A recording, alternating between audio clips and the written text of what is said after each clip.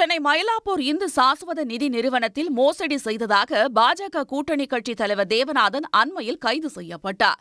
இங்கு 5 கோடி ரூபாய் வரை முதலீடு செய்துள்ள ஆழ்வார்பேட்டையைச் சேர்ந்த மருத்துவர் கணேஷ் என்பவர் 150 ஆண்டுகள் பாரம்பரிய நிறுவனம் என்று நம்பி ஏமாந்ததாக தெரிவித்துள்ளார். 300 கிலோ ஜொல் லோன் கொடுத்ததாக அவங்க கணக்கு காமிச்சிருக்காங்களே தவிர அவங்க ஜொல் லோன் கொடுக்கல. அந்த ஜொல் லோன் கொடுத்த மாதிரி கணக்கு காமிச்சு அந்த பைசா எல்லாத்தையும் வேற எங்கேயும் யாருக்கோ கொடுத்துருக்காங்க.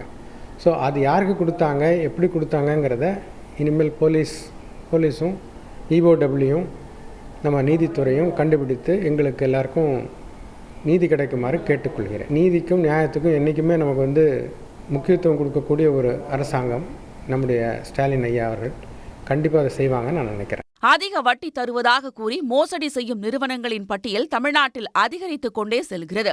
ஸ்நேகம், அனுபவ், கலைமகள் சபா, சுபிக்ஷா, ஆருத்ரா கோல்டு, ஐஎஃப்எஸ், ஹிஜாபு ஆகியவற்றின் வரிசையில் தற்போது மயிலாப்பூர் நிதி நிறுவனமும் இணைந்துள்ளது. இதுபோன்ற மோசடிகளை தடுக்கவே கடந்த 1997ஆம் ஆண்டில் தமிழ்நாடு முதலீட்டாளர்கள் பாதுகாப்பு சட்டம் இயற்றப்பட்டு சிறப்பு நீதிமன்றமும் உருவாக்கப்பட்டது. உரிய சட்ட பாதுகாப்பு இருந்தாலும் முதலீட்டுத் தொகை முழுமையாக திரும்ப கிடைக்குமா என்பது கேள்விக்குரிய என்கிறார் வழக்கறிஞர் திலகேஸ்வரன்.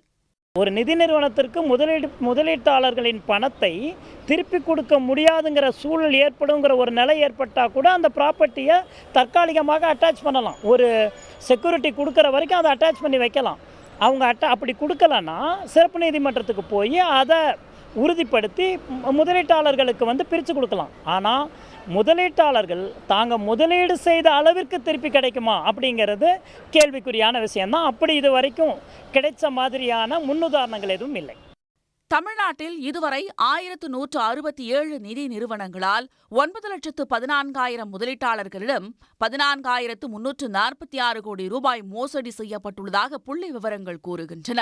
இதில் 3,98,000 பேருக்கு 664 கோடி மட்டுமே திரும்ப கிடைத்துள்ளது. மோசடிகளை தடுக்க அரசு மற்றும் ரிசர்வ் வங்கியின் கண்காணிப்பு, கட்டுப்பாடுகள் கடுமையாக்கப்பட வேண்டும் என கோரிக்கை எழுந்துள்ளது. தனிநபர் காபந்து, அரசாங்கத்தினுடைய காவல்துறை மூலமான கண்காணிப்பு, அரசாங்கம், மாநில அரசாங்கமே இதில் ஒரு பகுதி வங்கியில் டெபாசிட் செய்து எங்களுடைய இந்த அமைப்பின் கீழ் நீங்கள் கொண்டு கட்ட வேண்டும். அந்த டெபாசிட் பலமாவது நமக்கு இருக்கணும். வட்டி விகிதம் இதற்கு மேல் போனால் நீங்கள் எங்களிடமிருந்து அனுமதி பெற வேண்டும் என்று மாநில அரசு கொண்டு வரலாம். ஏன்னா ரிசர்வ் பேங்க் ஆஃப் இந்தியாவினுடைய கைகள் ஓரளவிற்குத்தான் நீள முடியும். நிதி நிறுவனங்களிடம் ஏமாறுபவர்களின் பட்டியலில் பாமரர் முதல் படித்தவர்கள் வரை எந்த பாகுபாடும் இல்லை. அதிக வட்டி கிடைக்கும் என்ற பேராசைக்கு ஆளாகாமல் எச்சரிக்கையாக இருப்பதே புத்திசாலித்தனம் என்கின்றனர் நிதி ஆலோசகர்கள். சன் செய்திகளுக்காக டி. ரமேஷ்குமார். சன் நியூஸ் வாட்ஸ்அப் சேனலை ஃபாலோ செய்யுங்கள். QR கோடை ஸ்கேன் செய்து சன் நியூஸோடு இணைந்திருங்கள்.